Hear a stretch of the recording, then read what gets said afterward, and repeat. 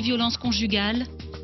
On peut les définir comme un système de contrôle et de domination qui est exercé par l'un des membres du couple sur l'autre. C'est un système qui porte atteinte à l'intégrité physique, psychologique, corporelle et qui peut revêtir plusieurs formes, des agressions verbales mais aussi bien sûr des agressions physiques, des agressions sexuelles parce que la notion de viol entre époux existe depuis 1993. Il n'existe aucune obligation de se soumettre au désir sexuel de l'autre, ou des agressions à caractère économique, contrôle des moyens de paiement, contrôle de l'activité professionnelle par exemple.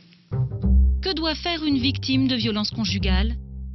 Eh bien, dans un premier temps, comprendre que le système dans lequel elle vit n'est pas un système normal, n'est pas un système acceptable, qu'il n'est pas normal de vivre la peur au ventre aux côtés de son compagnon, qu'il n'est pas acceptable de se voir humilié, dégradé, dévalorisé chaque jour et qu'il n'est bien sûr pas acceptable de subir des coups ou des agressions sexuelles.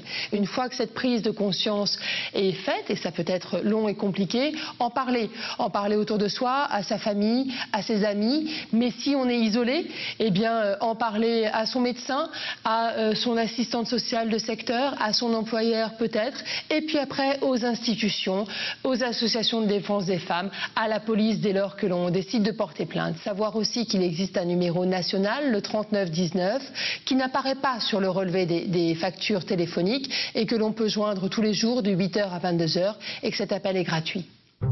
Quelles sanctions prévoit la loi?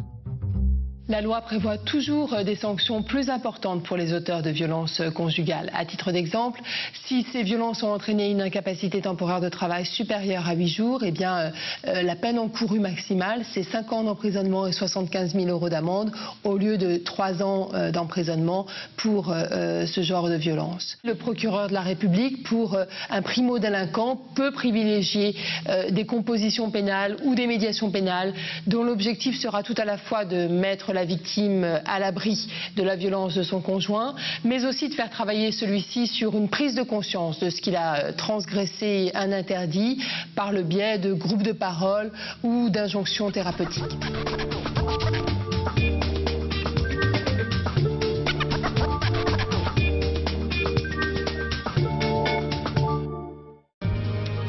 Question de droit, des réponses simples avec le barreau de Nantes.